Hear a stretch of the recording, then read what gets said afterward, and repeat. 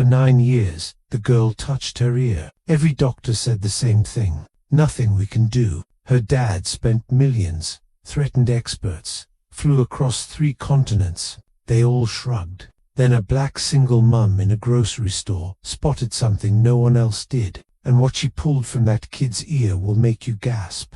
Josiah Huang was like a ghost, the kind of guy whose name you whisper, never say out loud. Korean Mafia boss, bad guy empire from Seoul to Los Angeles, private homes, armed guards, more power than most folks see in 10 lifetimes. But his daughter Nia was born deaf, 9 years old, never heard a sound. Josiah tried everything. Seoul National University Hospital, Tokyo Medical Center, experts in Switzerland, doctors who charged tens of thousands per visit. They ran tests, scans, experimental stuff. All of them said the same thing.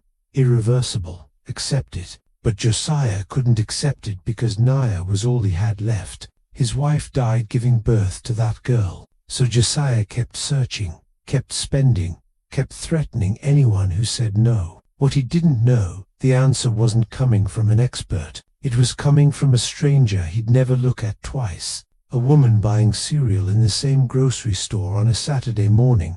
Karina Gregory was a widow, 31, army medic turned hospital receptionist. Just a single mum trying to keep food on the table for her 12-year-old son. But she spotted something about Nia that every expert had missed. Something in her ear, something dark. And in the middle of that grocery store aisle with bodyguards watching, and a dangerous dad steps away.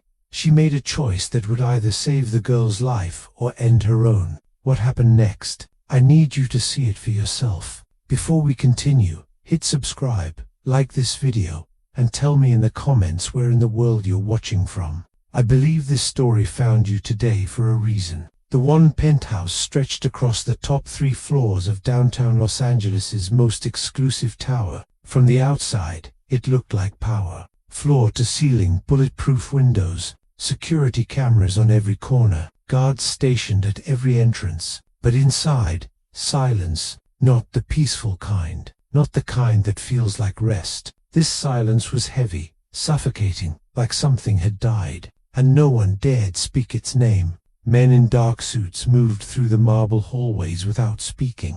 Their footsteps were deliberate, careful. They'd learned quickly. Mr. Wang didn't tolerate noise. No music played in that penthouse. No television chatter. No laughter echoing off the walls. Just silence. And somewhere in that silence, a dad was drowning. Josiah Huang stood by the window most evenings, staring at the photograph on his desk. There she was, June, his wife, her smile captured forever in that frame, her eyes still warm, still full of life. Next to her, a younger version of himself, looking certain, looking unbreakable.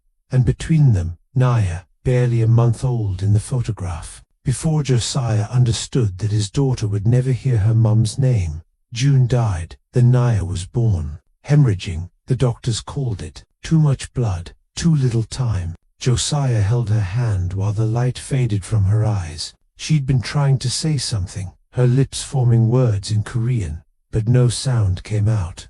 Just like their daughter would be. Silent. Josiah never forgave himself. If he'd taken her to a different hospital, if he'd demanded better doctors, if he'd been less arrogant about his own invincibility, maybe she'd still be here. Maybe Nia would be different. The guilt sat on his chest like a weight. He couldn't move, couldn't escape. So, he did the only thing he knew how to do. He spent money, millions of dollars, the best experts on earth, private jets to Seoul, Tokyo, Zurich, New York, hospitals that cost more per day than most people earned in a year. Every doctor said the same thing. Your daughter's deafness is congenital. There's nothing we can do. You need to accept this. Accept it. How could he accept that his girl would live in silence forever? How could he accept that Nia would never hear him say, "Your mum loved you more than anything"? How could he accept that all his power, all his connections, all his money meant nothing when it came to the one thing that mattered? So Josiah kept searching, kept writing checks, kept making threats when promises failed. He didn't realize the answer wasn't coming from an expert. It was coming from someone he'd never think to notice. Someone who was about to walk down the same grocery store aisle with nothing but a mom's eyes and a medic's memory. Her name was Karina Gregory, and she was about to change everything. The call came at 2 a.m. like most calls in Josiah Huang's world. A warehouse in Long Beach. A shipment that didn't add up. 3 men who needed to learn what happened when you stole from the wrong organization. Josiah listened to the details in Korean, his voice flat, emotionless. He gave his orders, clean, quiet, done by sunrise. Then he hung up and walked down the hallway to Naya's room. She was sleeping finally. It had taken hours. She'd been touching her ear again, that small hand pressing against the side of her head like she was trying to push something out or push something in. Josiah didn't know anymore. He stood in the doorway watching the rise and fall of her chest, counting her breaths like he'd done every night since June died. Making sure, always making sure, his daughter was beautiful. She had her mom's delicate features, her dark eyes, her small hands. But she lived in a world June would never know. A world without sound, without music, without her dad's voice telling her she was loved. Josiah walked to the nightstand and picked up the photograph. June smiled back at him, frozen in that moment before everything shattered. They'd taken it at the hospital just hours before Nia was born.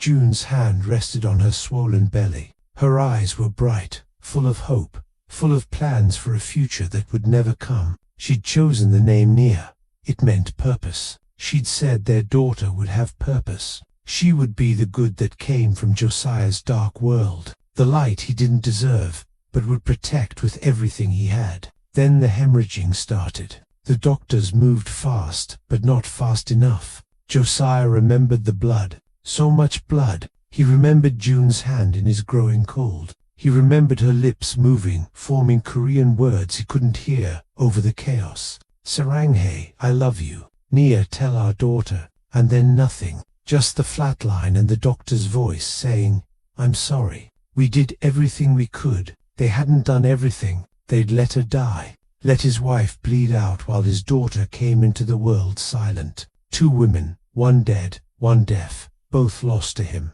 9 years of believing his life had cursed them, that the blood on his hands had somehow marked his family, that God, if there was a God, was punishing him for the things he'd done, the people he'd hurt, the darkness he'd chosen. So Josiah spent money, millions. He flew Nia to Seoul National University Hospital, where the top ENT experts in Asia examined her. They ran every test. Mr. Is, CT scans, auditory brainstem responses, genetic panels. All of them came back the same. Congenital sensorineural hearing loss, severe, bilateral, permanent. Mr. Huang, we understand this is difficult, the head expert had said in careful English. But your daughter's condition is irreversible. No surgery can help. No procedure can restore what was never there. You must accept this and focus on her quality of life. Accept this. Josiah broke the doctor's nose.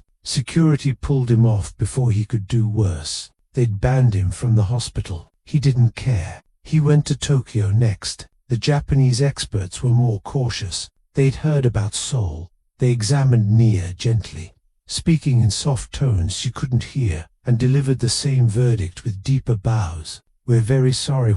There is nothing we can do. Switzerland, Germany, New York, Johns Hopkins, Mayo Clinic, every prestigious medical center that would see them, every expert who charged obscene consultation fees. Josiah paid them all. He sat through their explanations, their brain diagrams, their apologetic headshakes. And every time the answer was the same, irreversible. Some of them were afraid of him. They'd heard the name Huang. They knew what it meant. They delivered their diagnosis quickly, professionally, eager to get this dangerous man out of their offices. Others pitied him. They saw a desperate dad, not a criminal. They took their time, explained gently, offered support groups and resources for parents of deaf children. Josiah didn't want support groups. He wanted his daughter to hear, but nothing worked. Nothing changed. And slowly, over 9 years, Josiah stopped hoping for a miracle. He focused instead on protection. on control, on keeping Naya safe in a world that couldn't help her. He pulled her out of the special needs school after 6 months. Too many people, too many variables he couldn't manage. He hired private tutors instead, ASL experts, speech therapists, academic teachers. They came to the penthouse, taught their lessons, and left. Nia learned. She was bright, quick, desperate to understand the world she couldn't hear. But she was alone, always alone. No friends, no playdates, no birthday parties with other children, just Naya and her tutors. And her dad who watched her sleep and counted her breaths and touched her. Mom's photograph and tried not to drown in the silence. The penthouse was a fortress. Bulletproof windows, armed guards rotating shifts, security cameras covering every angle. Josiah had enemies, men who would love to hurt him by hurting his daughter, so he kept her hidden, kept her safe, kept her trapped in luxury and silence. Some nights, Josiah stood at his office window, staring at the Los Angeles, wondered if June would be proud of what he'd become. A dad who'd spent millions and gotten nowhere. A man whose power meant nothing when it came to the one thing that mattered. A ghost raising a daughter in silence because he didn't know how to do anything else. Tomorrow was Saturday, grocery shopping day. One of the few normal things. Josiah tried to give Nia a trip outside the fortress, a chance to see other people, even if she couldn't hear them. His men hated it. Too exposed, they said, too risky. But Josiah needed Nia to see that a world existed beyond their walls, even if she'd never truly be part of it. He set the photograph back on the nightstand and kissed Nia's forehead. She didn't stir. He whispered in Korean, knowing she couldn't hear, saying it anyway. "Saranghai Nia, Daddy loves you." Then he walked back to his office to plan a Saturday morning that would change everything, though he didn't know it yet. Somewhere across the city, another parent was lying awake, thinking about a Saturday morning grocery trip, thinking about her own child, her own losses, her own impossible burden. Tomorrow, two worlds would collide in a grocery store aisle, and nothing would ever be the same. Karina's alarm went off at 5:30 a.m. She didn't need it. She'd been awake since 4, staring at the ceiling, running through her mental checklist. Bills due this week. Molik's science project supplies, groceries, the catering gig Sunday afternoon that would help cover the electric bill. Her mind never stopped, never rested, never let her forget that she was doing this alone. She turned off the alarm before it could wake Malik and padded down the hallway of their small Atlanta apartment. 2 bedrooms, 1 bathroom, kitchen barely big enough for a table and 4 chairs. It wasn't much, but it was theirs. She'd worked 3 jobs for the deposit, scrubbed every surface herself, hung curtains her mother-in-law had sewn. This was home now, the only home Malik had known since Marcus died. The folded flag sat on the mantel, crisp triangles, stars perfectly aligned, handed to her by a solemn officer at Arlington 3 years ago, on behalf of a grateful nation. The words had blurred. She'd stood there numb, holding that flag while Malik sobbed against her side. 9 years old, too young to lose his dad, too old not to understand that Daddy wasn't coming home. Staff Sergeant Marcus Gregory, Army medic, KIA Afghanistan, roadside bomb on a supply route outside Kandahar. He'd been helping injured soldiers when the second explosion hit. They gave him a Silver Star posthumously. Karina kept it in a box in her closet. She couldn't look at it, couldn't reconcile the metal with the absence.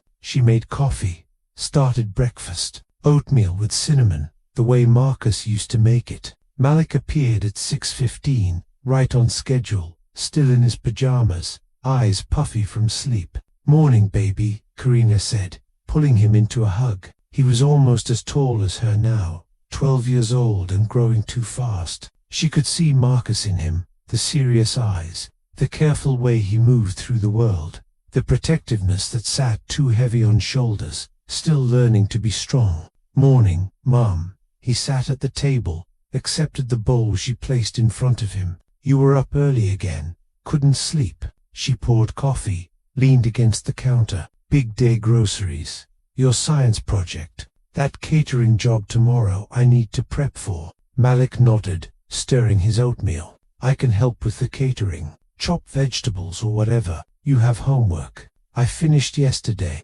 Karina smiled. Of course he did. Malik never forgot. Never gave her a reason to worry about school. He was too good, too responsible, too aware that she was barely holding it together. Okay, she said. After groceries, we'll prep together. They ate in comfortable silence. Then, homework check. Even though she knew it would all be done. English essay, math problems, science notes, all complete, all neat, all perfect. Malik never wanted to add to her burden. Sometimes Karina wondered if that was healthy. If she was raising a child or a miniature adult who'd forgotten how to just be 12. By 8 o'clock a.m. they were dressed and ready. Karina pulled on her comfortable jeans, a simple top, her grey cardigan, Saturday clothes, normal clothes. Not the business casual she wore to the hospital receptionist job. Not the black pants and white shirt for catering. Just Karina. Just Mum. She checked her purse, wallet, phone, grocery list, the small first aid kit she'd carried since her medic training. Old habits. Marcus had laughed about it. Baby, we're going to Target, not a combat zone. But she'd kept it anyway. Band-aids for Malik, scraped knees, tweezers for splinters, gauze, antiseptic. The basics. You never knew when someone might need help. The drive to the grocery store took 15 minutes. Malik scrolled through his phone, texting friends about some video game Karina didn't understand. She let him. Saturday was his day, his break from being the responsible one. She thought about Marcus. 3 years gone and she still reached for him sometimes. Still turned to say something and found empty space. Still woke up reaching for his side of the bed. Grief didn't end. It just changed shape. Became something you carried instead of something that carried you. Marcus had been her anchor. They'd met when she was training as a medic. Young and determined to serve. He'd been older, steadier. Already on his second deployment, he'd taught her to breathe through the chaos, to trust her instincts, to see past the blood and fear, and find the person who needed help. You got good eyes, Kerry, he'd say. You see what others miss. She'd left the military when Malik was born. Marcus kept serving. He'd wanted to finish his 20, retire with full benefits, give them stability. He had 3 years left when the bomb hit. Now Karina worked 2 jobs and still couldn't quite make ends meet. Hospital receptionist Monday through Friday, minimum wage and decent insurance. Catering on weekends, cash under the table that paid for extras. Malik's school supplies, new shoes when he outgrew the old ones. The small things that added up to everything. She was tired, bone-deep tired. The kind that didn't go away with sleep. But she kept moving, kept working. Kept showing Malik that you survived even when survival felt impossible. They pulled into the grocery store parking lot. Saturday morning, moderately busy. Karina grabbed a cart. Malik walked beside her and they headed inside. Normal routine. The one thing that felt manageable in a week of chaos. What's for dinner tonight? Malik asked. Spaghetti, your favorite, he grinned. Can I pick the garlic bread? Always. They moved through the produce section. Vegetables first. Karina was checking tomatoes when Malik's hand touched her arm. Mom, he said quietly. Don't look now, but that's Josiah Huang. Karina's blood went cold. She knew the name. Everyone in their neighborhood knew the name.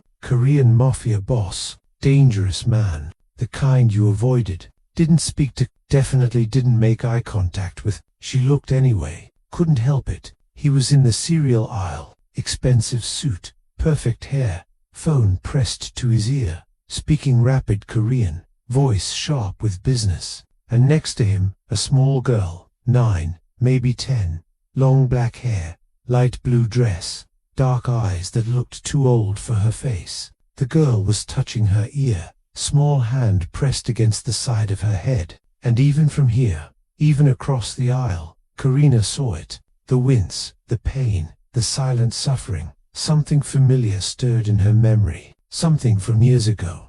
A deployment, a child, a simple problem everyone had missed. Mom, Malik whispered, let's go. Different aisle, but Karina couldn't move, couldn't look away from that little girl touching her ear. from the pain written across her small face, from the silence that seemed to surround her. Even in this loud, busy store, Marka's voice echoed in her memory. You got good eyes, Carrie. You see what others miss.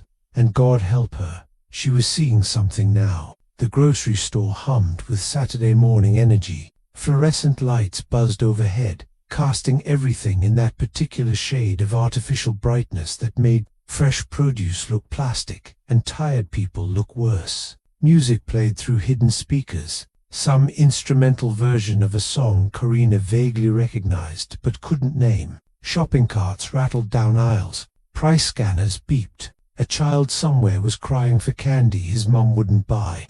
Normal, beautifully, mundanely normal. Karina pushed her cart toward the cereal aisle. Malik beside her, scrolling through his phone. They'd gotten through produced dairy bread. Now came the part where Malik got to pick his favorites. She watched him compare prices on 2 boxes of the same brand, different sizes, calculating which was the better deal. 12 years old and already thinking like she did. Always counting, always measuring. The big box, she said. Better value, and you eat it fast enough anyway. Malik grinned, tossed it in the cart. Then his smile faded. His hand touched her arm, gentle but insistent. Mom, he said quietly, not looking up from his phone. Don't look now, but that's Josiah Huang.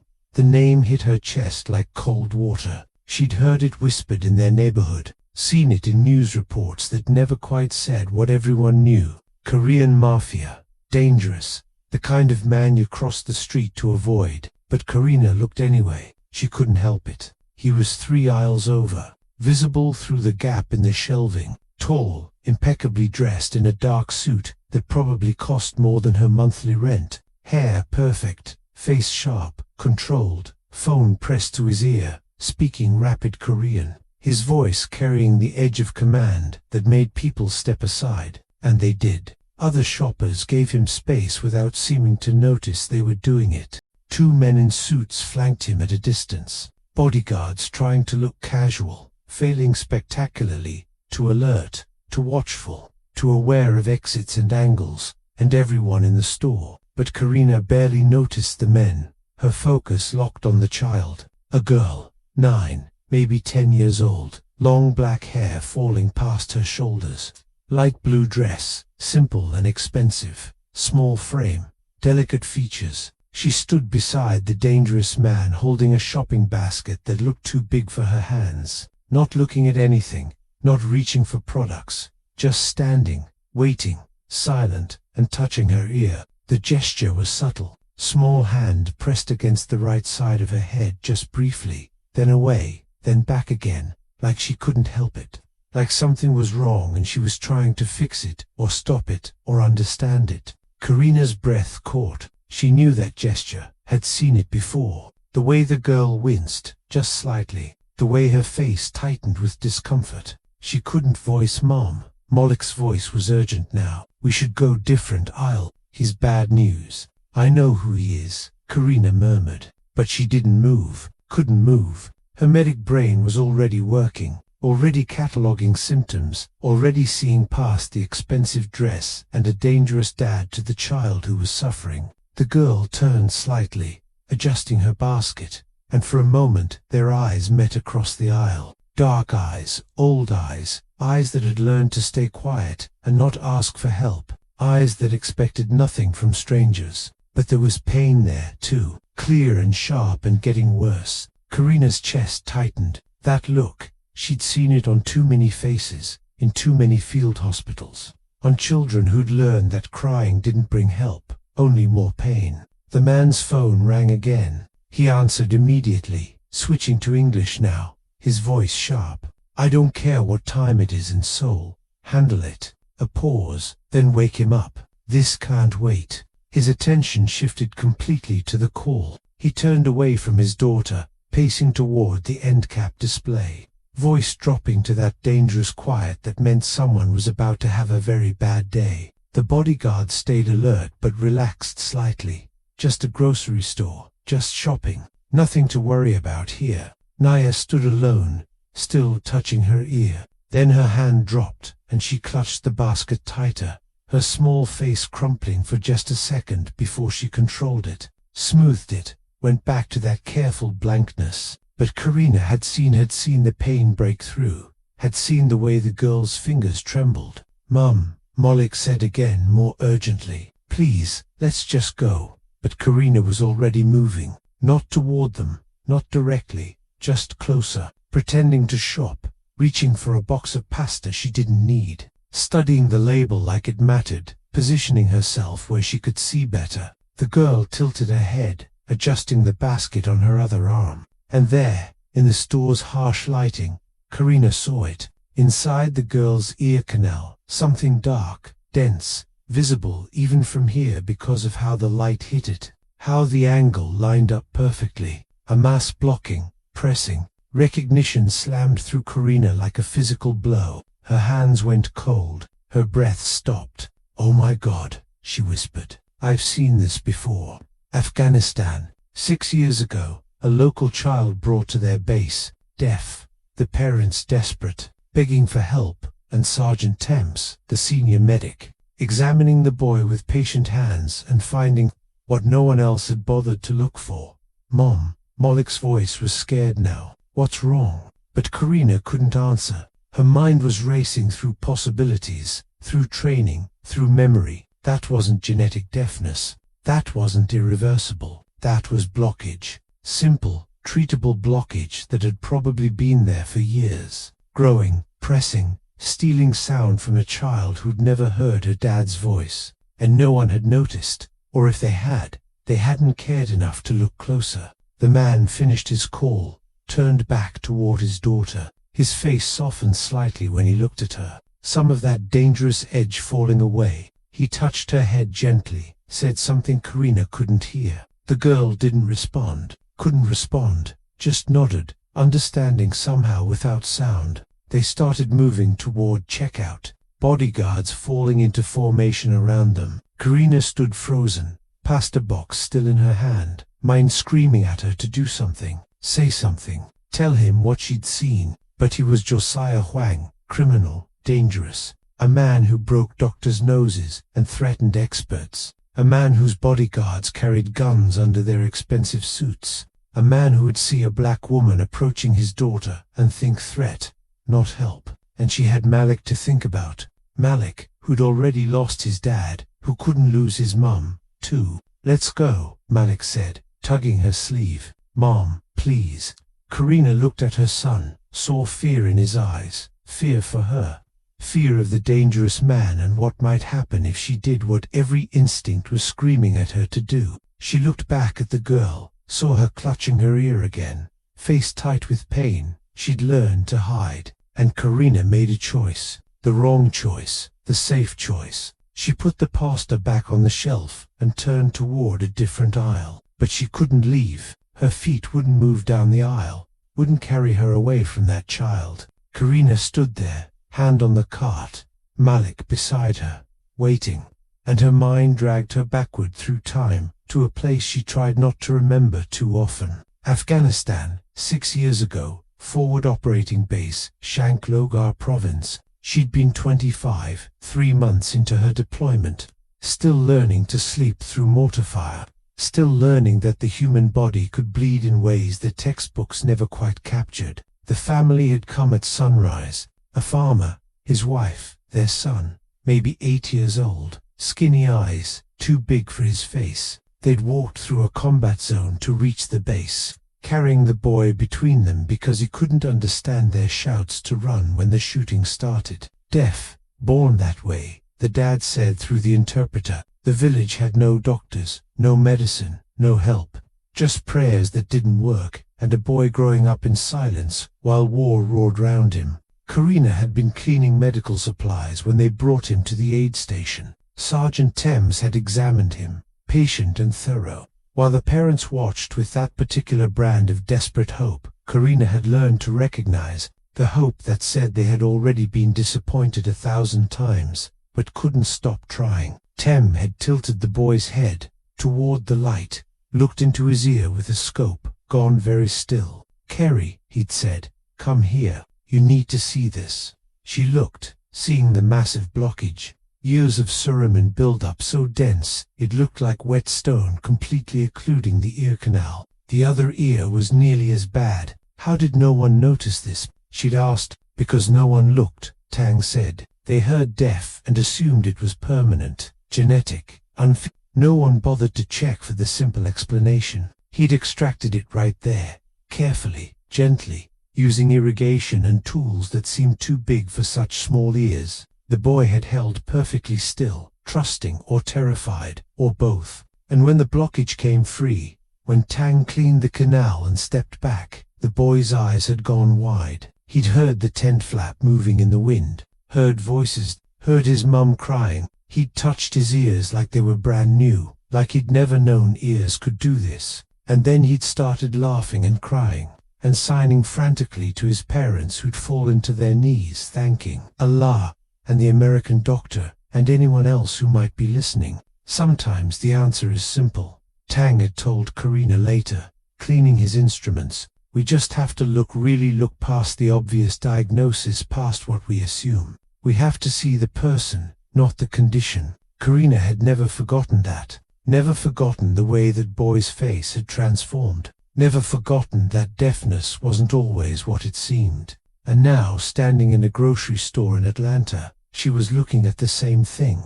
The same blockage, the same simple problem everyone had missed because they'd stopped looking. Her hands trembled. She gripped the cart harder, trying to steady herself, trying to think past the recognition and the memory, an impossible situation. This wasn't Afghanistan, wasn't a forward operating base where her authority was clear and protocols were established. This was a public store. That was someone else's child, someone dangerous child, and Karina had no right, no permission, no reason to be involved, except that she'd seen what no one else had seen. "Mom," Malik said, his voice tight with worry. "Let's go. This isn't our business." He was right. It wasn't their business. That girl had a dad, had money, had access to the best experts in the world. Probably she didn't need some random stranger in a grocery store making observations about her medical condition, except those experts had missed it or ignored it,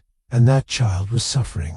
Karina looked across the aisle again. The man was still on his phone, but the girl had moved slightly, leaning against the cart now, both hands pressed to her ear. Her face was tilted down, but Karina could see the tears, silent tears streaming down her cheeks. Pain she couldn't voice, pain no one was noticing, because her dad was distracted, and the bodyguards were watching for threats. Not watching her. Marcus's voice came to her then, clear as if he were standing beside her, his last morning before deployment. Standing in their kitchen uniform, pressed duffel by the door, holding her face in his hands. "Promise me something, Carrie, anything. Don't let fear stop you from doing good. I know the world's dangerous. I know bad things happen, but you've got a gift. You see people, you see their pain. Don't let fear make you blind." She'd promised, had kissed him goodbye, had watched him deploy, and come home in a flag-draped coffin 3 months later.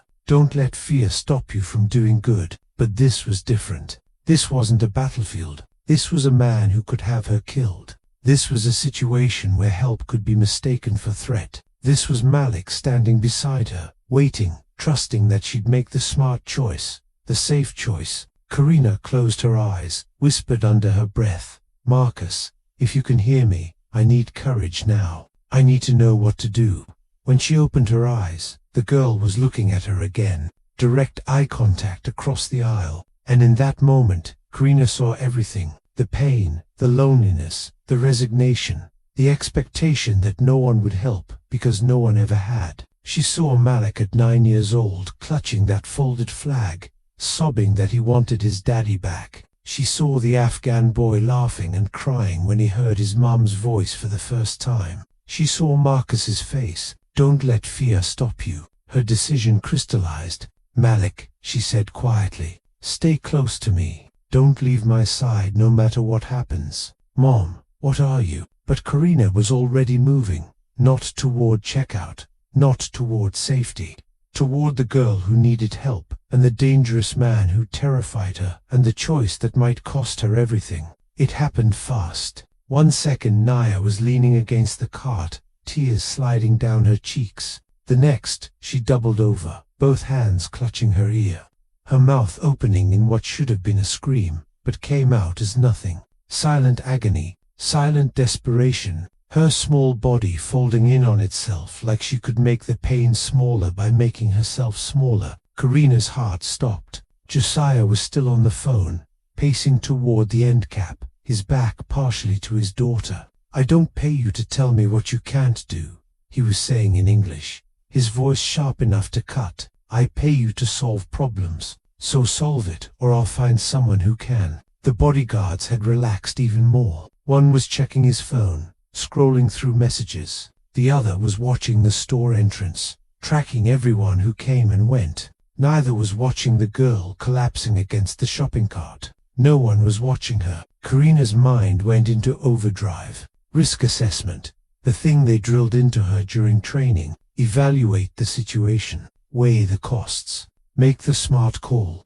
Cost 1. Approaching that child meant approaching Josiah Huang, a man with connections, a man who solved problems with violence, a man who might see a stranger touching his daughter and react before thinking. She could be arrested, charged with assault. Worse, cost 2. She had Malik who'd already lost his dad. Malik, who needed her alive and free and present. What kind of mum risked her son's only remaining parent for a stranger's child? Cost 3. This was none of her business. That girl had a dad, had resources, had access to medical care Karina could only dream of affording. Who was she to interfere? But then there was the other side. The only reason that mattered. A child was suffering right now, right in front of her, and Karina knew what was wrong. Knew how to fix it, knew that every second that blockage stayed lodged in the ear canal, that child was living in unnecessary silence and pain. She looked at Nia's face, twisted with agony, and saw someone else. Saw June, the mom she'd never met, dying in childbirth and leaving behind a daughter who'd never hear her name. Saw a mom's last gift to the world, suffering because no one had bothered to look closely enough. She looked again and saw Malik. Saw her son at 9 years old, curled on his bed after Marcus died, pressing his hands over his ears like he could block out the silence of his dad's absence. Saw every child who needed someone to notice, someone to care, someone to act. Even when it was hard and scary and dangerous, Karina's hands were shaking. Her breath was coming too fast, but her decision was crystallizing, becoming solid, becoming inevitable. She turned to Malik. He was watching her with wide eyes, already knowing what she was about to do, already terrified. "Malik," she said quietly, gripping his shoulders, "stay right here, don't move. No matter what happens, you stay in this spot. You understand, Mum?" "No," his voice cracked. "Please, that's Josiah Huang. He's dangerous. If I know who he is, then you know this is crazy. You know, baby, look at her." Karina's voice broke. "Look at that little girl. She's in pain and no one's helping her. No one even sees her. That's not your fault. That's not your problem. Maybe not, but I see her and I know it's wrong. And if I walk away," Karina's eyes filled with tears, "if I walk away and do nothing, I don't know how I live with that." "Mom, your dad would understand," Karina whispered. "He'd understand why I have to do this." Malik's face crumpled. "Dad's not here. I am, and I need you. I know, baby, I know, and I'm going to be right here. I promise. But I have to help her. You'll understand when you're older. I promise you will." She kissed his forehead, squeezed his shoulders one more time, then let go. Her purse was already open. She reached inside with trembling hands, finding the small first aid kit she'd carried since Marcus died. Since she'd learned that the world could take everything in an instant, and you had to be ready, always ready to help or save, or at least try. The tweezers were there, small, precise, sterilized. She'd used them on Malik just last week, removing a splinter from his palm. Simple routine, nothing like what she was about to do. She pulled out the hand sanitizer. Her hands shook so badly she almost dropped it. She squeezed a generous amount onto the tweezers, coating them, sterilizing them as best she could in a grocery store aisle. Professional medical standards went out the window when you were working field conditions. This was field conditions. This was making do with what you had and praying it was enough. Across the aisle, Naya was still doubled over, still clutching her ear, still crying those silent tears that no one else was seeing. Karina closed her eyes, took a breath, found the place inside her that had survived Afghanistan and mortar fire and holding soldiers' hands while they died. Found the medic she used to be, the one who didn't freeze, the one who acted. God, she whispered so quietly. Malik couldn't hear. Guide my hands. Protect my son. Let this work. Please, please, let this work. She opened her eyes, looked at Malik one more time, saw his fear, saw his love, saw his desperate hope that she knew what she was doing.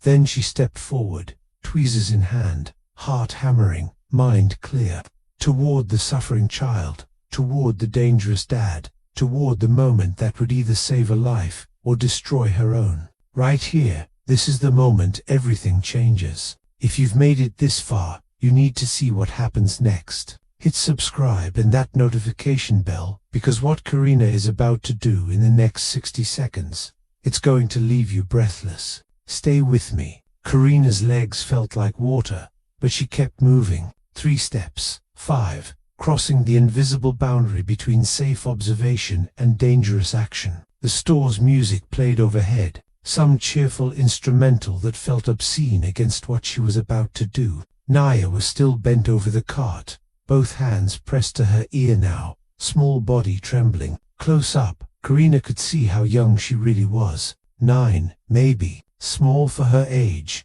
delicate, breakable. Karina knelt down, brought herself to the girl's level. Their eyes met. The child's face was wet with tears. Her eyes were squeezed shut against pain. But when Karina's shadow fell across her, they opened. Dark brown, shocked, confused, used to being invisible. Even when she was suffering, someone was seeing her. Karina's hands moved before she could second guess. She learned basic ASL when Marcus was deployed, thinking maybe she'd work with veterans when she got out. Now she signed slow and clear, hoping the girl would understand. I can help. Trust me. Nia's eyes went wider. Her hands dropped slightly from her ear. Someone was signing to her. A stranger in a grocery store was signing to her. Someone who saw not just her pain but her silence. Someone who understood. Karina signed again. Something in your ear. I can remove it, okay? For a long moment, Nia just stared. Karina could see the calculation happening behind those dark eyes. The years of doctors who'd hurt her. The years of procedures that hadn't helped. The years of learning that help meant pain and disappointment. But she was also 9 years old and hurting desperately. And this stranger had kind eyes. Nia gave the smallest nod. Karina's breath released. Thank you, she mouthed. Then she gently tilted Nia's head toward the fluorescent lights overhead, angling for the best view into her ear canal. There it was, clear as day now. The blockage, massive. Years of build-up compressed into a dense plug that was pressing against everything, blocking everything, stealing sound from a child who'd never known her world had volume. Karina's medic training kicked in. Steady hands, clear mind, focus on the task. She positioned the tweezers carefully, precisely. This wasn't like Afghanistan where she'd had proper tools and supervision. This was improvisation. This was trusting muscle memory and praying she didn't make things worse. Hey, one of the bodyguards, had noticed was moving forward, hand going inside his jacket where guns lived. Karina's hand stayed steady. She was committed now, no turning back. Hey, get away from them. Josiah's voice, sharp as a knife. Get away from my daughter. Karina didn't stop, couldn't stop. The tweezers were already inserted, already hooking the edge of the blockage. If she pulled away now, she could damage the canal, could hurt this child worse than she already was. Footsteps thundering toward her, Josiah's phone hitting the floor, clattering across linoleum, his voice rising, switching to Korean, probably ordering his men to grab her, remove her, hurt her. But Karina had learned to work under pressure, had learned to block out chaos, and focus on the single thing that mattered. Right now, that was the mass of Suraman lodged in this child's ear. She hooked it, felt resistance, dense, packed tight, adhered to the canal wall from years of sitting undisturbed. She applied gentle, steady pressure, pulling, coaxing, praying. I said, "Get away." The resistance broke. The mass slid free. Karina pulled the tweezers out carefully, and in her palm sat the thing that had stolen 9 years of sound from a child who'd never deserved silence. Dark, wet, biological, years of stolen hearing, compressed into something the size of a large pea. The grocery store seemed to hold its breath. The music still played, but everything else went quiet. The bodyguards frozen midst, Josiah frozen with his hand outstretched, half reaching for Karina, half reaching for his daughter. Other shoppers stopping, staring, not understanding what they were witnessing, but sensing something significant. For one eternal second, nothing happened. Then Nia gasped. It was loud, audible, real. The kind of gasp that came from someone experiencing something impossible. Her eyes flew wide, wider than wide. Shock and wonder and terror all mixed together. Her head whipped to the side toward a sound. A shopping cart rattling past. She'd heard it, actually heard it. Her mouth opened, closed, opened again. She was hearing her own breathing, hearing the blood rushing in her ears, hearing the hum of refrigerator units and the beep of checkout scanners and the instrumental music she'd never known played in grocery stores. Her hands flew to her ears, touching them like they were new, like they'd been replaced with someone else's ears. Ears that worked. She turned toward her dad, stared at him. He was standing there, phone on the floor, face white as death, not understanding what had just happened, but seeing his daughter's expression, seeing something he'd never seen before. Nia's mouth opened. A sound came out, rough, the voice of someone who'd never heard her own words, but real. So real. Appa, the Korean word for dad, tentative, questioning, wondering if that sound she was making was actually reaching him, if this thing she'd never been able to do was actually happening. Josiah's legs buckled. He didn't fall, but he staggered, catching himself on the cart. His face was doing things Karina had never seen a face do, collapsing and rebuilding, breaking and healing, dying and being born. Oppa, Nia said again, louder this time, hearing her own voice, hearing how it sounded outside her head, hearing, for the first time in her life, the word she'd only ever signed her dad's name, the only sound that had ever really mattered. Josiah couldn't move, couldn't breathe, couldn't process what had just happened. His daughter, his deaf daughter, who'd never heard a sound in 9 years, had just said his name out loud with her voice, a voice he'd never heard before because it had never existed. But rage was easier than wonder. Rage was familiar. Rage was what kept him alive in a world where weakness meant death. His bodyguards moved first, both of them closing in on the black woman kneeling beside his daughter, hands sliding inside their jackets, where weapons lived. Training taking over, threat assessment. Stranger touching the boss's daughter, stranger doing something that left the girl gasping and the boss frozen. Eliminate the threat. Mom, a boy's voice sharp with terror. Malik pushed through, grabbing Karina's arm. Mom, we have to go now. But Karina didn't run. She stood slowly, placing herself between the approaching bodyguards and her son, hands visible, the stance of someone who'd been trained to de-escalate dangerous situations. Her eyes were wet, but her voice was steady. I didn't hurt her, she said clearly. Look at your daughter. I helped her.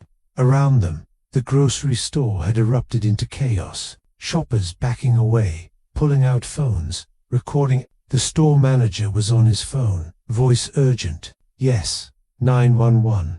There's a situation. A child, I don't know. Just send someone. One bodyguard reached Karina, hand closing on her arm hard. The grip of someone prepared to drag her away, hurt her if necessary. But then Nia's voice cut through everything. Wait, not a whisper, not a sign, a spoken word, loud enough that everyone heard, loud enough that the bodyguard froze, loud enough that Josiah's head snapped toward his daughter like he'd been physically struck. Nia was touching her throat. Her small hand pressed against her neck, feeling the vibration of her own voice. Her eyes were huge, tears streaming down her face, but she was smiling, actually smiling, an expression Josiah had rarely seen, because what did his daughter have to smile about? What joy existed in silence? But she was smiling now, crying and smiling and touching her throat like it was magic. "I hear you," she said, her voice rough and unpracticed, but real, so impossibly real. "I hear everything." She turned toward the music playing overhead, toward the beep of a price scanner, toward the rattle of shopping carts and the murmur of shoppers and the hum of refrigerators, sounds that had always existed but never reached her, sounds that were flooding into her consciousness now, like water breaking through a dam. Her head swiveled, trying to identify sources. That sound came from there, that one from over there. The world was suddenly full of noise and meaning and connection, and she was drowning in it, overwhelmed by it, terrified and amazed by it. She looked at Karina. "Thank you," she said in English, her first English word spoken aloud, not signed, spoken. "Thank you, thank you." And Josiah's carefully constructed world cracked down the middle. 9 years of failure, 9 years of throwing money and threats and connections at a problem that wouldn't yield. 9 years of watching his daughter live in silence while he drowned in guilt and rage and helplessness. 9 years of experts shaking their heads and saying irreversible, accepting it, learning to live with it. And this stranger, this random black woman in a grocery store, had fixed it in seconds. His face was doing things he couldn't control, collapsing. He felt it collapsing. The mask he wore, the armor he maintained, the deadly calm that made men fear him, all of it cracking apart. His voice came out broken, barely a whisper. "What did you do?" Karina stood there, Malik pressed against her back, facing down a man who could end her with a phone call. But her eyes were soft, compassionate, the eyes of someone who'd seen suffering and couldn't walk away from it. She held out her palm, showed him the dark, wet mass sitting there. Years of build-up, years of stolen sound. "What every doctor should have done 9 years ago," she said quietly. "It's Saruman, a blockage, simple, treatable." It was sitting right there in her ear canal. Anyone who looked would have seen it. The words hit Josiah like physical blows. Simple, treatable. Anyone who looked. Seoul, Tokyo, Zurich, New York. Experts who charged thousands per hour. Tests that cost tens of thousands, procedures that promised nothing and delivered less. And none of them, not one of them, had seen this, had looked closely enough to notice a blockage that a stranger spotted across a grocery store aisle. Or worse, they had seen it and said nothing because his desperation was profitable, because his daughter's silence kept the money flowing. The rage came then, pure and white-hot, not at this woman, at himself, at the doctors, at the whole corrupt system that had stolen 9 years from his daughter while taking millions from him. But before the rage could explode, before he could start making the calls that would destroy careers and ruin lives, Naya moved. She grabbed his hand, her small fingers wrapping around his, and she actually pulled him toward Karina, toward the stranger who'd done the impossible. "Appa," she said, her voice still rough, but getting stronger, more certain. "She helped me. She didn't hurt me. Please." That word, please, spoken aloud, not signed, her voice forming the syllables, her ears hearing them come out, her brain processing the sound of her own pleading. Josiah had never heard his daughter say please, had never heard her say anything, and now she was using her first real words to beg him not to hurt the woman who'd given her sound. He looked at his bodyguards. They were waiting for orders, hands still inside jackets, eyes on Karina. One signal and they'd remove her, permanently if he wanted. That's what they were paid for. That's what they did. But Naya was holding his hand, was pulling him toward. The stranger was looking up at him with eyes that heard now, eyes that had sound behind them. "Please, Appa," she said again, and God help him. He couldn't deny her. Not now, not after this. He raised his hand. His men stepped back, confused but obedient. The threat level dropped but didn't disappear. Everyone in the store was still watching, recording, waiting to see if this ended in gratitude or violence. Josiah looked at Karina, really looked at her, saw the fear she was hiding, saw the boy pressed against her back, terrified for his mum, saw her hands trembling even though her voice had stayed steady, saw someone who'd risked everything for a stranger's child. "Who are you?" he asked. "Karina Gregory." Her voice was quiet but didn't waver. "I'm a widow. My husband was army. I was trained as a medic. I saw what was wrong and I couldn't." She stopped, swallowed. "I couldn't walk away." Josiah's jaw tightened. A medic, not even a doctor. A medic who'd seen what million-dollar experts had missed or ignored. A widow with a scared son who'd risked everything because she couldn't walk away from a suffering child. He looked at the mass in her palm, looked at his daughter, who was still discovering sound, still overwhelmed by the noise of the grocery store, looked at the bodyguards and the recording phones, and the manager still on with 911.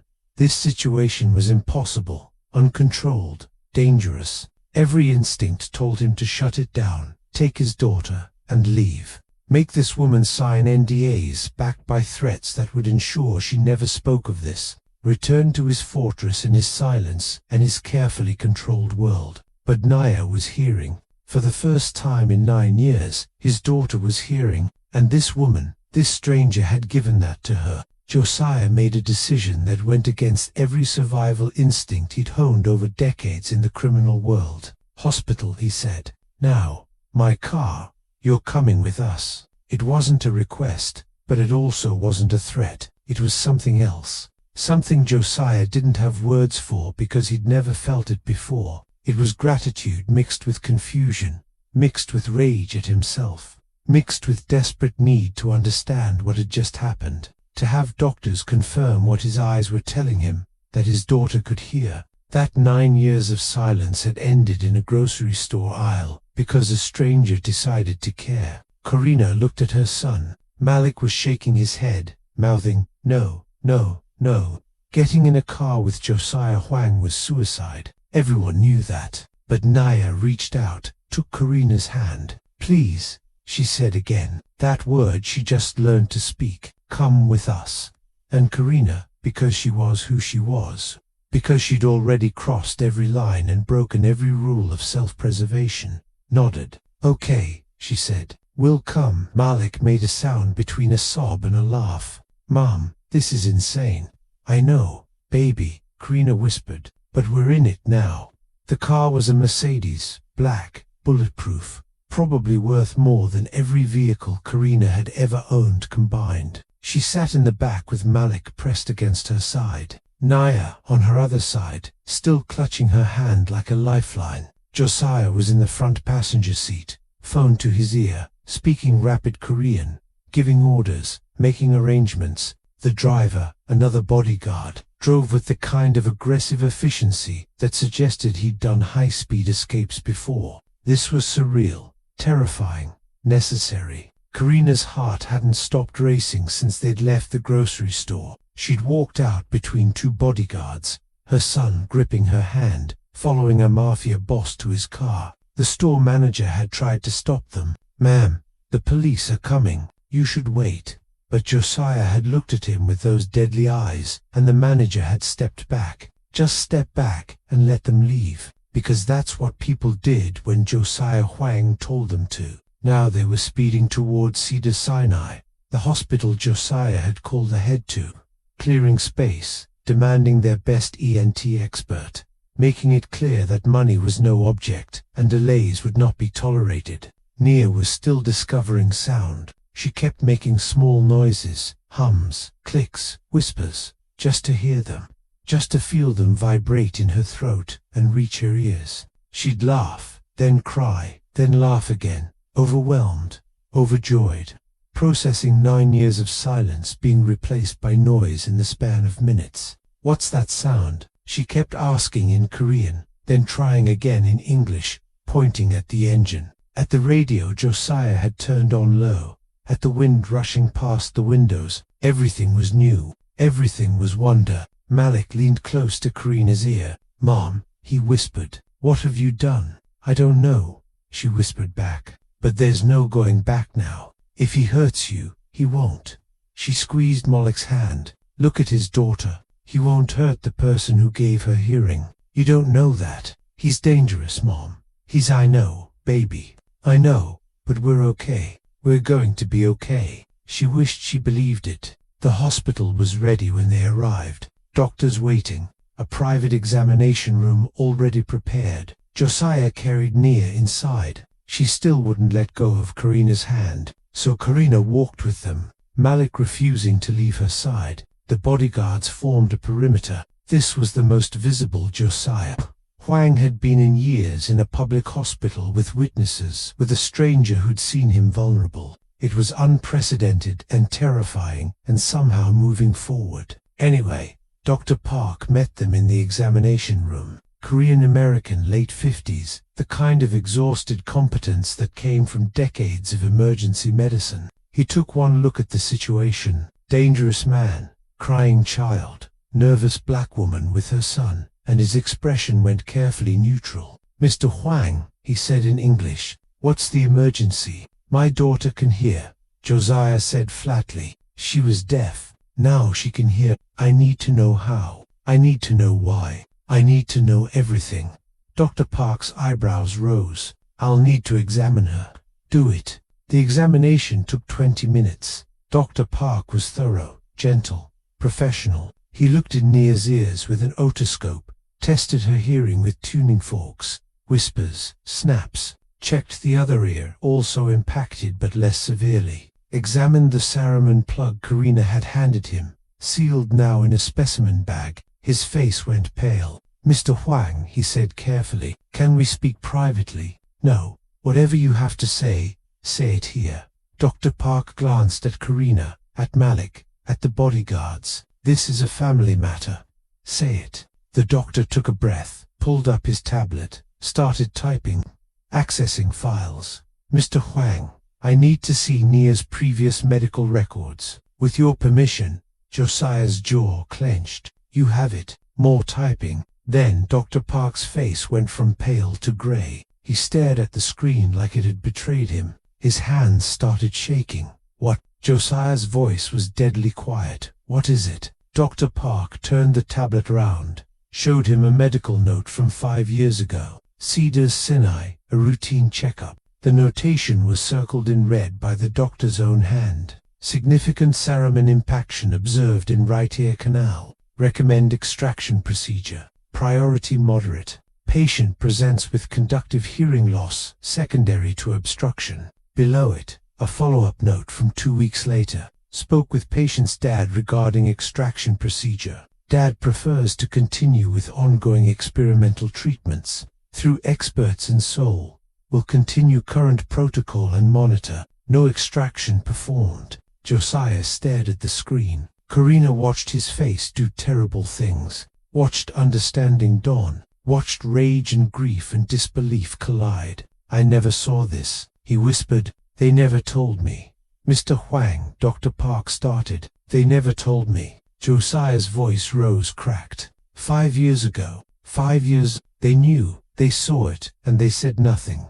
Dr. Park's face was grim. Mr. Huang, with respect, you were a revenue stream. Your desperation was profitable. The more irreversible your daughter's condition appeared, the more you'd pay for experimental treatments, consultations, procedures, second opinions, third opinions. The experts weren't trying to cure her. They were managing a lucrative client. The words hung in the air like smoke from an explosion. Karina's stomach turned. She'd suspected, had known deep down that the medical system could be corrupt. But this was evil. Deliberate evil. Keeping a child deaf. Keeping her suffering. All for money. Josiah was shaking. Not with fear. With rage. Pure, bottomless rage. Names, he said quietly. I want every name. Every doctor who saw that note.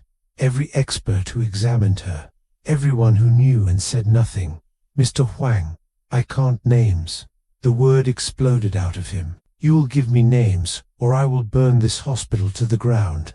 Dr. Park stepped back, nodded. I'll compile a list. Do it now. The doctor left fast. leaving them alone in the examination room. Nia was still touching her ears, still overwhelmed, still discovering that the world had volume. She didn't understand what the adults were discussing, didn't know that people had stolen ears from her for profit. Josiah stood at the window back to everyone. His shoulders were shaking, his hands were fists. Karina had seen men break before in combat, in emergency rooms, in moments where reality became too much to bear. She was watching a man break now. Malik tugged her sleeve. "Mom, can we go? Please." "Not yet," she whispered. "Why not? We did what you wanted." She can hear. "We should leave before—" "Because he needs to know he's not alone," Karina said quietly. "He needs to know someone sees him, too." Malik looked at her like she'd lost her mind. Maybe she had. Maybe she'd lost it in that grocery store aisle when she decided to risk everything for a stranger. But she walked to where Josiah was standing. Not too close, giving him space, but close enough that he'd know she was there. "Mr. Huang," she said quietly. He didn't turn. "You should go. Take your son. Leave. I'll have my lawyer send papers. NDA's compensation for your time. You'll be taken care of.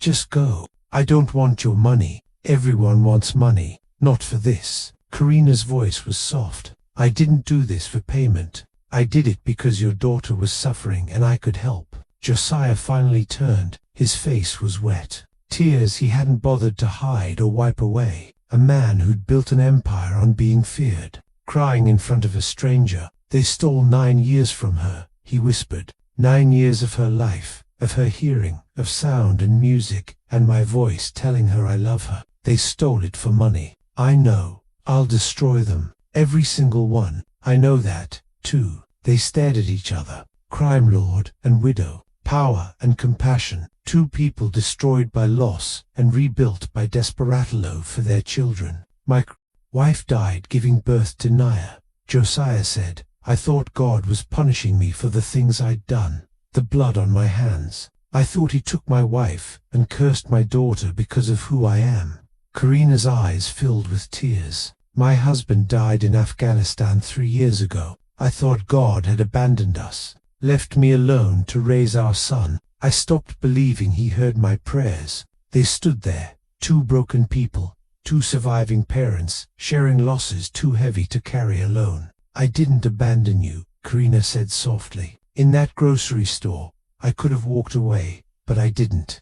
Because maybe we don't face these things alone. Maybe that's what faith is. Showing up for each other when it's hard and scary and dangerous." Josiah's jaw trembled. "You risked everything." "Yes, for a stranger's child. For a child who needed help." He shook his head. "I broke a doctor's nose in Seoul. Threatened experts. Made enemies in every hospital I visited. And you just knelt down and fixed her." Karina smiled through her tears. "Sometimes the answer is simple. We just have to look behind them." Naya laughed, actually laughed, a sound of pure joy as she discovered that laughter had sound. Both parents turned, watched her, heard her, and something impossible happened in that examination room. Josiah Huang, feared Mafia boss, started to laugh too, through tears, through pain, through 9 years of silence finally ending. And Karina, standing beside him,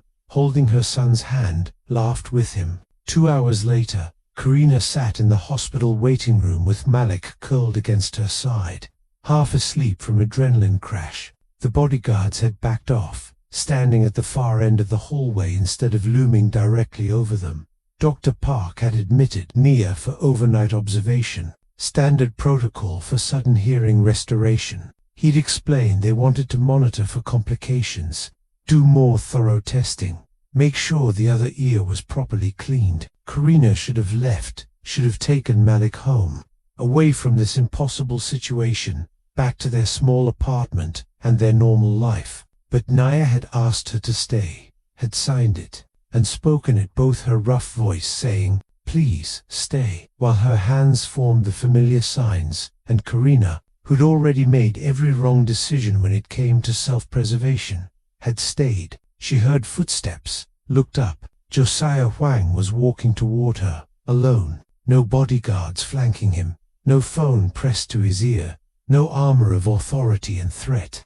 Just a man in an expensive suit that somehow looked rumpled, now exhausted, walking like he was carrying the world on his shoulders. He sat down across from them, not beside them. That would have been too familiar, too presumptuous, but across, close enough to talk, far enough to give space. For a long moment, neither of them spoke. Malik had gone tense against Karina's side, awake now, watching the dangerous man with wide eyes, ready to run or fight or do whatever 12-year-old boys did when their moms sat across from Mafia bosses in hospital waiting rooms. Karina put her hand on Malik's knee, squeezed gently. "We're okay, I promise." Josiah looked at his hands. They were shaking slightly. Karina noticed because her hands had done the same thing after particularly bad days in Afghanistan. After soldiers died, after she had tried everything and it hadn't been enough. The shakes that came when adrenaline drained and reality crashed in. "My wife's name was June," he said finally. His voice was quiet, raw, nothing like the sharp command she'd heard in the grocery store. "She died the Naya was born, hemorrhaging. I held her hand while she died. She was trying to tell me something, but I couldn't hear her over the doctors, over the machines. I'll never know what her last words were." Karina's throat tightened. She nodded slowly. "My husband was Marcus, Staff Sergeant Marcus Gregory, Army medic. He died 3 years ago in Afghanistan. Roadside bomb. He was helping wounded soldiers when the second explosion hit." She paused. "I got a folded flag and a silver star and a 9-year-old son who cried himself to sleep for 6 months." Josiah looked up, met her eyes, and something passed between them. Recognition. The kind that only happened between people who'd been gutted by loss, and somehow found the strength to keep breathing, to keep moving, to keep showing up for the children who needed them to be whole when they felt shattered. "I threatened people," Josiah said. "Paid millions, used every connection I had, flew around the world demanding answers, made enemies in every hospital." His voice cracked, and I never just looked at her. Really looked, saw what she was trying to tell me with the way she touched her ear, with the pain in her face. I was so busy trying to fix the big problem that I missed the simple answer. "You loved her the best way you knew how," Karina said gently. "You used everything you had to try to help her. It wasn't enough. It was everything you had." Josiah shook his head. "You saw her, a stranger in a grocery store, and you saw what I missed, what million-dollar experts missed. You saw my daughter." Karina leaned forward slightly. "I saw a child suffering. Everything else, your reputation, the danger, the risk, none of that mattered in that moment. There was just a little girl in pain, and I knew how to help her." "It should have mattered," Josiah said, and there was something like wonder in his voice. "I'm dangerous. You knew that. Your son knew that. You should have walked away, protected yourself, protected him." He glanced at Malik. "But you didn't." "No," Karina said simply. "I didn't." "Why?" She was quiet for a moment, thinking about Marcus, about Afghanistan, about all the times she'd had to choose between safety and doing what was right, about the promise she'd made to herself after her brother died, after Marcus deployed, after the world kept taking and taking, and she decided she wouldn't become someone who just let it happen. "You're a dad," she said finally. "I'm a mum. Our children are everything. They're why we wake up, why we keep going, why we survive when survival feels impossible." That's all that mattered in that moment. Not power or money or danger, just that your daughter needed help and I could give it. Josiah's eyes filled with tears. Karina watched them spill over. Watched this man who'd probably killed people, who'd definitely terrified people, crying in a hospital waiting room because a stranger had shown his daughter compassion. "I don't know how to thank you," he whispered. "I don't know what would be enough. Money seems insulting. Anything I can offer seems—" "Love her," Karina said. Her own eyes were wet now. "Listen to her. Really listen. When she speaks, when she signs, when she just looks at you, see her. That's all the thanks I need. That's all any child needs." Josiah opened his mouth to respond, but then Nia's voice cut through the waiting room. "Upper Karina." They both turned. Nia was standing in the doorway with Dr. Park, headphones on her head connected to a tablet the doctor was holding. Her face was lit up with joy so pure it hurt to look at, the kind of joy that came from discovering something you'd never known existed. She ran toward them, tripping slightly over her own feet in her excitement, and grabbed both of their hands. "Listen to this," she said, her voice getting steadier, more confident. She pulled one headphone off, pressed it to Karina's ear. Music poured out. Children's music, simple melodies, bright cheerful notes that probably sounded basic to anyone who'd heard music their whole life, but must have seemed like magic to a girl hearing it for the first time. "What is singing?" Naya asked, looking between Karina and her dad with wonder. "Why does it make my heart feel big? Why does it make me want to cry and dance at the same time?" Karina knelt down, pulled Naya close. "That's music, sweetheart. People making sounds with their voices and instruments, creating something beautiful just to share it with others. It's so." Naya struggled for words. "So much. Everything is so much. I know, baby. It's overwhelming, but you'll get used to it. You'll learn to love all the different sounds. Music and laughter and rain and wind, and your dad's voice when he tells you he loves you." Nia's face crumpled. Happy tears. Overwhelmed tears. "Can he tell me now?" Out loud so I can hear it. Karina looked up at Josiah. He was staring at his daughter like he'd never seen her before. Like she was brand new. Like 9 years of knowing her had just been erased and replaced with this. A child who could hear him. Naya pulled off the headphones completely, walked to her dad, placed them over his ears so he could hear what she'd been hearing. The simple children's music that was opening up her world. Josiah listened, heard the melodies his daughter was discovering, heard the world she was stepping into, and something in his face broke and healed simultaneously. Nia signed and spoke at the same time, her hands and voice working together. "I love you, Appa. Can you hear me say it?" Josiah's legs gave out. He fell to his knees, pulled his daughter close, and then impossibly reached out and pulled Karina into the embrace.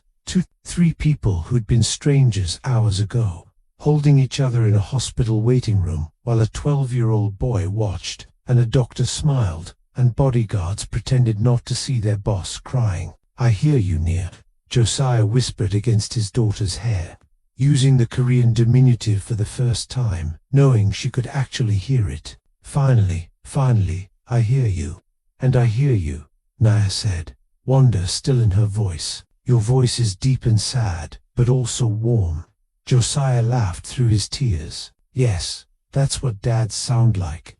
They held each other, 2 broken people and a child who'd been given the world. And Malik, watching from his seat, learned something about courage that had nothing to do with soldiers or war or physical strength. He learned that sometimes the bravest thing you could do was care about someone else's pain more than your own safety. To everyone who stayed until this moment, thank you. You're the reason I tell these stories. If Karina's courage reminded you of someone in your life, someone who showed up for you when it was hard and scary and dangerous, tell me about them in the comments. I want to hear it. And if you're new here, welcome to the family. Hit subscribe. We're just getting started. The weeks that followed were surreal. Josiah insisted on covering the hospital bills, refused to hear otherwise. But when he tried to give Karina money, tried to compensate her for what she'd done, she refused. "I don't want payment for helping a child," she said firmly. "Then what do you want?"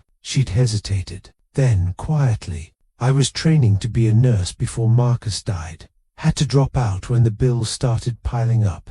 If you really want to help me finish what I started, not charity investment in someone who you trust to care about your daughter." Josiah had looked at her for a long moment, then nodded. "Deal." So Karina went back to nursing school, and Naya started visiting their small apartment. Bodyguards waiting awkwardly outside while a Mafia boss's daughter learned to be friends with a fatherless black boy who taught her about hip-hop and basketball and normal kid things she'd never experienced. She taught Malik Korean words. He taught her to love music. All kinds of music, not just children's songs, to broken families, to lost spouses, to surviving parents, learning that healing didn't mean forgetting. It meant making space for new connections, new hope, new possibilities. On a Sunday evening 6 weeks later, Karina stood at her kitchen window watching Naya and Malik play video games on the couch. The sound turned up loud because Naya loved hearing the music and explosions and character voices. Josiah was there too, sitting stiffly in her old armchair, looking uncomfortable in casual clothes, but present, trying, learning to let his daughter have friends and laughter and normalcy. Karina thought about that grocery store aisle, about the moment she decided to risk everything, about how one choice, one act of compassion had changed 4 lives completely. She whispered it aloud, half prayer, half truth. God doesn't ask us to have power, money, or credentials. He asks us to have eyes that see, hands that help, and hearts that don't turn away. Sometimes that's all a miracle needs. She looked at Naya, head thrown back, laughing at something Malik said, actually hearing his joke, actually responding with sound. And sometimes, Karina added softly, a miracle in a grocery store changes everything. Behind her, Josiah spoke quietly, thank you, not for the first time, probably not for the last, for seeing her, for not walking away. Karina turned, smiled, thank you for letting me. Outside, the sun was setting over Atlanta. Inside, 2 children laughed, while their broken parents tried to figure out how to build bridges between worlds that should never have met. How to be whole when you'd been shattered. How to trust again when trust had failed you. It wasn't perfect. It wasn't easy, but it was healing. And sometimes that was miracle.